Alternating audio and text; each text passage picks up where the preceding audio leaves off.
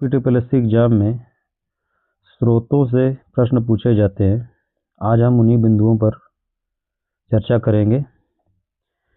तो अभी हम स्रोतों में हिस्टोरिकल टेक्स्ट ऐतिहासिक ग्रंथ के विषय में देखेंगे। प्राचीन भारत में ऐतिहासिक ग्रंथों की स्थिति। प्राचीन भारत में ऐसा कोई भी ग्रंथ नहीं है जिसे शुद्ध ऐतिहासिक ग्रंथ कहा जाए। इसका कारण यह है कि सभी साहित्यिक ग्रंथ, जितने भी ग्रंथ हैं, धार्मिक और साहित्यिक दृष्टिकोण से लिखे गए थे। फिर भी कुछ ऐसे ग्रंथ हैं जिसमें ऐतिहासिक तत्व बिखरे हुए हैं। इन्हीं ग्रंथों के आधार पर प्राचीन भारत या प्राचीन भारतीय इतिहास का पुनर्निर्माण किया गया। कौटिल्य का अर्थशास्त्र। कौटिल्य का अर्थशास्त्र, इसके लेखक चाणक्य थे। इसका रचना काल 4वीं शताब्दी है। यह ग्रंथ प्रशासनिक व्यवस्था को ही नहीं बताता है। प्रशासनिक व्यवस्था के अलावा इस ग्रंथ में राज्य का संगठन, राजा के कर्तव्य, मंत्रिपरिषद, कर व्यवस्था, सेना, न्याय व्यवस्था, जासूसी तंत्र, साथ ही उस समय के लोगों के सामाजिक और धार्मिक जीवन के विषय में भी इस ग्रंथ में बताया गया है। आर्थिक व्यवस्था की जानकारी मिलती है। अब इस ग्रंथ की तुलना किससे की गई है, इसे आगे देखते हैं। इसकी तुलना जो अरस्तू की पॉलिटिक्स और मैकियावेली के प्रिंस से की जाती है।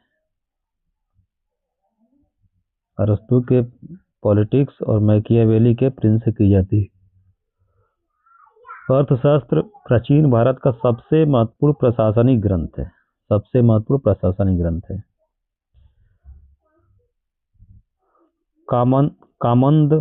कामंदक नीतिसार, ये 4वीं से 6वीं शताब्दी ईस्वी के बीच इसकी रचना हुई है। इस ग्रंथ में विशेष रूप से गुप्तकालीन राजतंत्र प्रकाश डाला गया। इसमें राजा शासन नीति संबंधी सिद्धांत मिलते हैं। शुक्राचार्य की शुक्र नीति, यह ग्रंथ उस समय के राजशाही व्यवस्था, मोनार्की की जानकारी देता है। इसमें राजा कर्तव्य, शासन के नियम, नीति और दंड व्यवस्था का वर्णन है। सोमदेव सूरी का नीतिसार, नीतिवाक्यमृतम, यह ग्रंथ राजतंत्र की जानकारी देता है। राजतंत्र मतलब स्टेट मशीनरी। इसमें प्रशासनिक ढांचे और शासकीय कार्यप्रणाली का वर्णन मिलता है। बृहस्पति अर्थशास्त्र, यह ग्रंथ कौटिल्य के अर्थशास्त्र परंपरा से संबंधित है। इससे पता चलता है कि अर्थशास्त्र की परंपरा आज भी जारी है।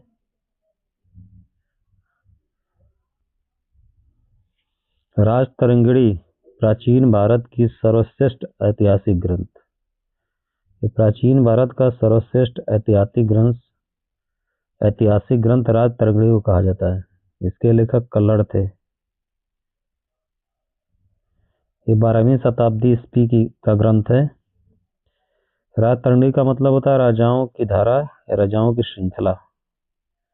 यह ग्रंथ कश्मीर के राजाओं का जीवनी ग्रंथ है। जो कश्मीर के राजा थे उनका जीवनी ग्रंथ है। इसमें प्राचीन भारत का अच्छा प्रारंभिक ऐतिहासिक लेखक माना जाता है। इस ग्रंथ में प्रारंभिक भारत का ऐतिहासिक लेखन किया गया है। यह आधुनिक इतिहास लेखकों के लिए कई विशेषताओं से परिपूर्ण है। आरसी मजूमदार का मत है कि प्राचीन भारत में सही अर्थों में केवल ऐतिहासिक ग्रंथ राजतरंगिणी है। अब इसकी ऐतिहासिक सीमा के आई से देखते हैं। यह ग्रंथ कश्मीर के इतिहास से संबंधित है। ये प्रारंभिक काल से लेकर 1488 1150 ईस्वी तक का जो समय बताता है। उस समय की जो घटनाएं।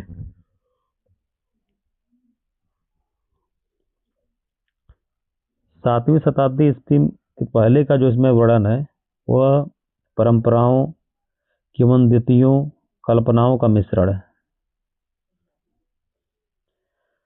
7वीं शताब्दी के बाद का इतिहास अधिक व्यवस्थित और विश्वसनीय है। मतलब इस ग्रंथ में 7वीं शताब्दी के बाद जो कुछ लिखा गया वो अधिक व्यवस्थित और विश्वसनीय है।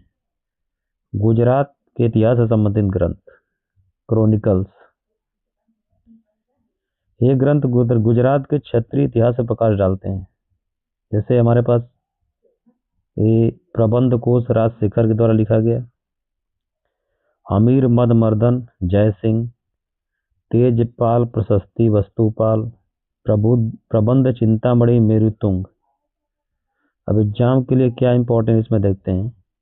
प्राचीन भारत में इतिहास अलग विषय क्रम विकसित नहीं था। यह प्रशासनिक, राजनीतिक और क्षेत्रीय इतिहास की जानकारी इन ग्रंथों में मिलती है। राजतरंगिणी को प्राचीन भारत का सबसे प्रामाणिक ऐतिहासिक ग्रंथ माना जाता है। सिंध के ऐतिहासिक ग्रंथों में सबसे अधिक उल्लेखनीय जो ग्रंथ है चचनामा है। सिंध का जो सबसे ऐतिहासिक ग्रंथ है उसका नाम है चचनामा। चचनामा 8वीं शताब्दी ईस्वी में मोहम्मद बिन कासिम के द्वारा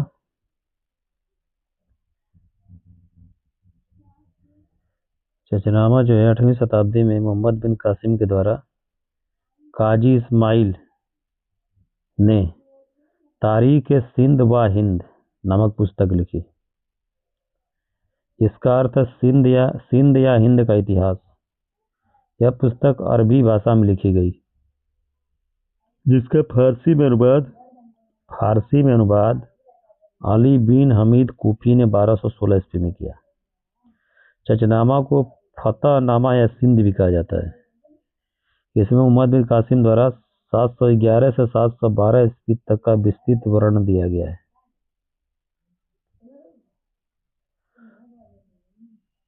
और इस पे आधारित हम कुछ MCQs देखते हैं।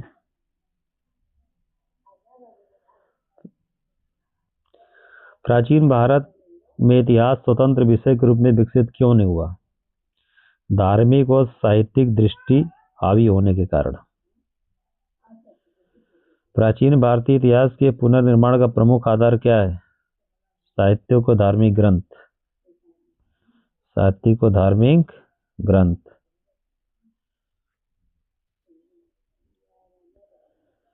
अर्थशास्त्र के लेखक कौन है?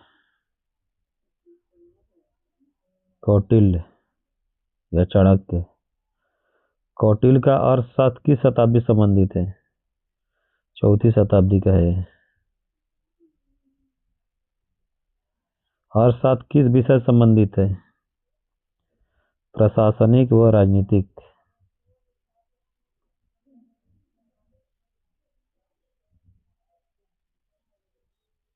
अर्थशास्त्र में किस तंत्र का विस्तृत वर्णन किया गया है? जासूसी तंत्र। अर्थशास्त्र में किसका उल्लेख नहीं मिलता है? कला व संगीत का उल्लेख नहीं है। कर व्यवस्था का उल्लेख है, न्याय व्यवस्था का उल्लेख है, सेना का उल्लेख है। कला व संगीत का उल्लेख नहीं है अर्थशास्त्र में। अर्थशास्त्र की तुलना किस पश्चात ग्रंथ से की जाती है? पॉलिटिक्स। नीतिसार के लेखक कौन है?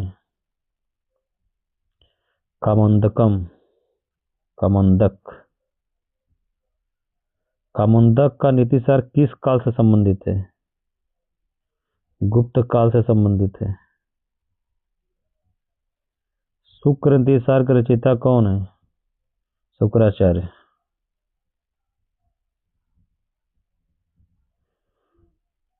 शुक्र नीतिसार किस शासन प्रणाली की जानकारी देता है? राजशाही की जानकारी देता है। नीतिवाक्यमृतम के लेखक कौन है? सोमदेव सूरी। नीतिवाक्यमृतम इन्होंने लिखा था सोमदेव सूरी। नीतिवाक्यमृतम किस ग्रंथ से संबंधित है? किससे संबंधित ग्रंथ है? सॉरी, नीतिवाक्य कृतम किससे संबंधित ग्रंथ है? राज्य व तंत्र व प्रशासन। बृहस्पत्य अर्थशास्त्र किस परंपरा से जुड़ा ग्रंथ है? कौटिल्य की परंपरा से जुड़ा ग्रंथ है।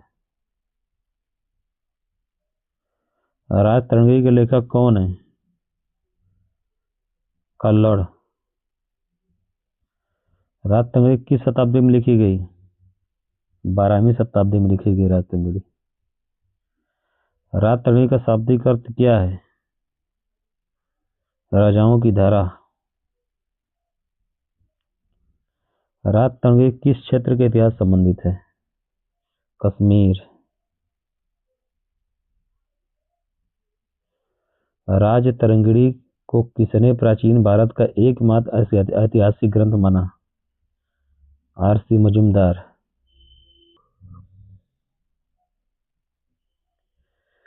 राजतरंगिणी में विश्वसनीय इतिहास किस काल के बाद है? 7वीं शताब्दी के बाद का जो इतिहास है विश्वसनीय है। 7वीं शताब्दी से पहले का वर्णन किसका मिश्रण है?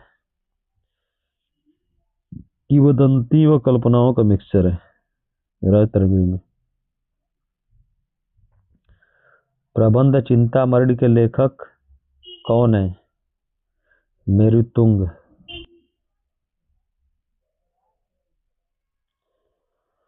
प्रबंध कोश के लेखक कौन है? राजशेखर। राजशेखर ने प्रबंध कोश लिखा था। तेजपाल प्रशस्ति किससे संबंधित है? वस्तुपाल से।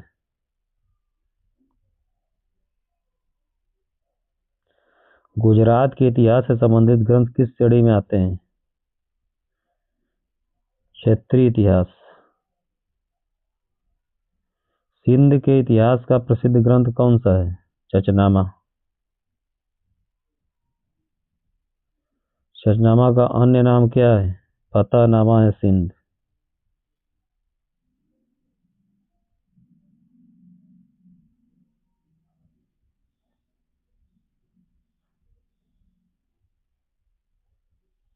चचनामा का फारसी अनुवाद किसने किया? अली बिन हमीद कूफी। चचनामा का फारसी अनुवाद कब किया गया? 1216 में किया गया था। चचनामा में किसकी विजय का वर्णन है?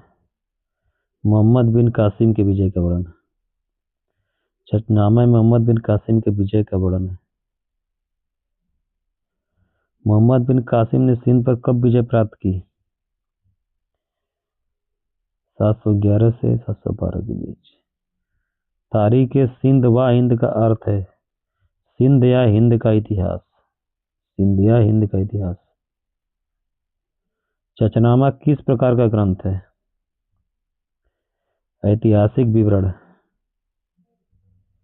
प्राचीन भारत में इतिहास के रूप में उपलब्ध है क्रमबद्ध वैज्ञानिक बिखरे हुए तथ्यों के रूप में। कौन सा ग्रंथ प्रशासनिक जीवन की जानकारी देता है? अर्थशास्त्र। गुप्तकालीन शासन व्यवस्था की जानकारी किससे मिलती है? नीतिसार।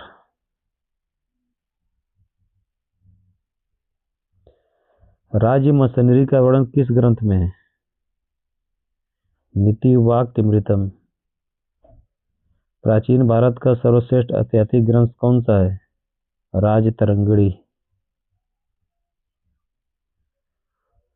अर्थशास्त्र का विषय प्रशासन। राजतरंगिणी का क्षेत्र कश्मीर। चचनामा का विषय सिंध।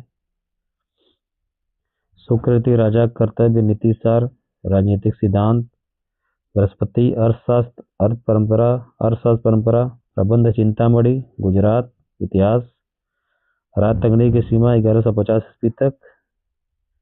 7वीं शताब्दी से पहले इसका जो विवरण था अविश्वसनीय था। अगर एक कंटेंट आपको अच्छा लगा हो तो कृपया लाइक करें और सब्सक्राइब करें। ये इतना अच्छा कंटेंट है कि आप इसे यदि पढ़ेंगे तो आप अगर इससे संबंधित कोई भी क्वेश्चन आएगा तो आप आसानी से कर पाएंगे। आपके लाइक करने से पता चलता है कि मैंने जो कंटेंट बनाया है वो कितना इफ़ेक्टिव है।